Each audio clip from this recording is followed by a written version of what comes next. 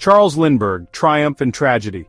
A name once shouted in parades, printed on front pages and spoken in reverence. He was the quiet aviator who flew into history, alone across the Atlantic, and became a symbol of American courage. But the same life that soared to impossible heights would later plummet into unimaginable sorrow. This is the story of Charles Lindbergh, a man who captivated the world, endured its darkest cruelties, and found his way, at last, to peace. Born on February 4, 1902, in Detroit, Michigan, Charles Augustus Lindbergh was raised mostly in Little Falls, Minnesota, a town surrounded by farmland and the whisper of open skies. His mother, Evangelina, was a high school chemistry teacher who sparked his scientific mind. His father, Charles Sr., a U.S. congressman, gave him a bold, independent spirit. Charles was an only child, a rarity in those days. That solitude may have fueled his fierce independence and deep introspection. He wasn't interested in sports or social events. He was a dreamer, a tinkerer, and a boy fascinated by machines and movement. He built engines, rode motorcycles, and eventually, the sky called to him. In 1922, Lindbergh dropped out of the University of Wisconsin to pursue his passion for aviation. He took flying lessons in Lincoln, Nebraska, mastering the controls of a rickety old Curtiss Jenny. To deepen his training, he joined the U.S. Army Air Service in 1924 and graduated first in his class. By 1925, he was flying airmail routes from St. Louis to Chicago, navigating dangerous weather and unreliable equipment, all alone. He developed a reputation as a precise, fearless pilot. Lindbergh wasn't just flying planes, he was building his legacy in the sky. In the mid-1920s, a New York hotelier named Raymond Ortega offered a prize of $25,000 to the first person who could fly non-stop from New York to Paris. The challenge had already cost several lives. While flying airmail in St. Louis, Lindbergh read about the Ortega Prize and became obsessed. Backed by local businessmen, he commissioned a custom-built monoplane, the Spirit of St. Louis. On May 20, 1927, with no co-pilot, no radio, and barely enough fuel, Charles Lindbergh took off from Roosevelt Field in New York. For 33.5 hours, he flew through storms and fog, dodging sleep and trusting his instincts. Back in the United States, Lindbergh was celebrated with parades, medals, and international honors. He met presidents, kings, and inventors. During a goodwill tour in Mexico City in 1927, Charles met Anne Morrow, the daughter of U.S. Ambassador Dwight Morrow. She was intelligent, gentle, and introspective, everything the quiet aviator admired. They married on May 27, 1929, in Englewood, New Jersey.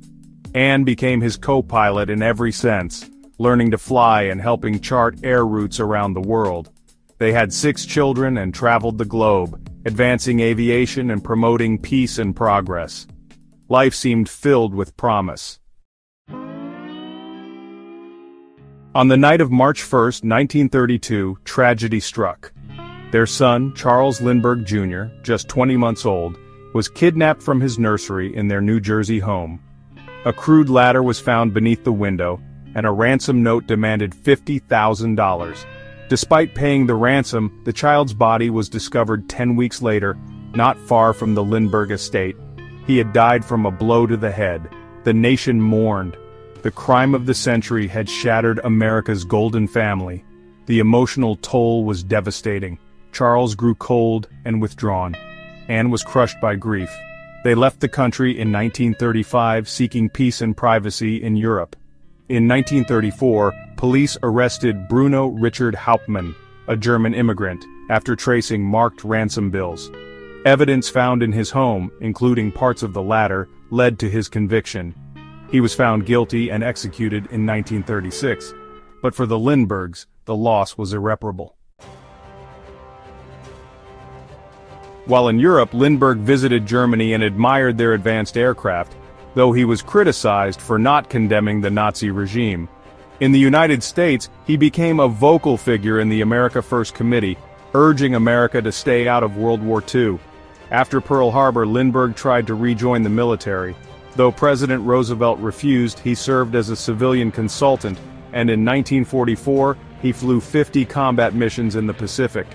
He won back some public respect, not with words but through action and bravery.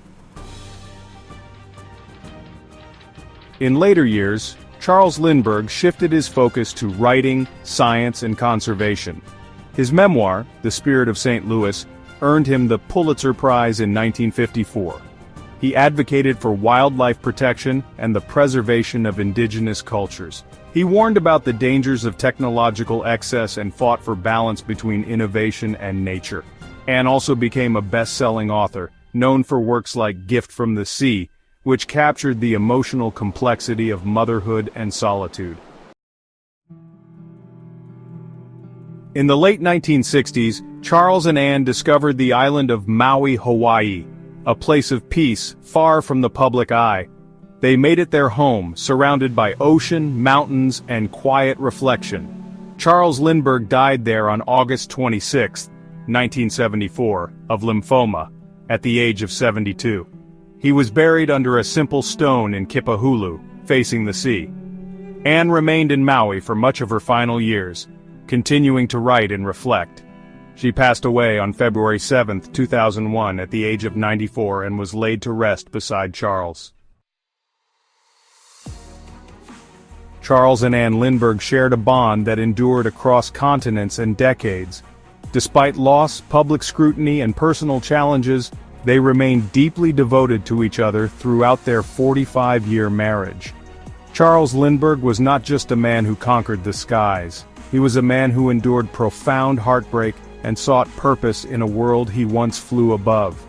His life was not only a story of firsts, but of loss, resilience, and ultimate peace. Through it all, his spirit and hers continue to soar.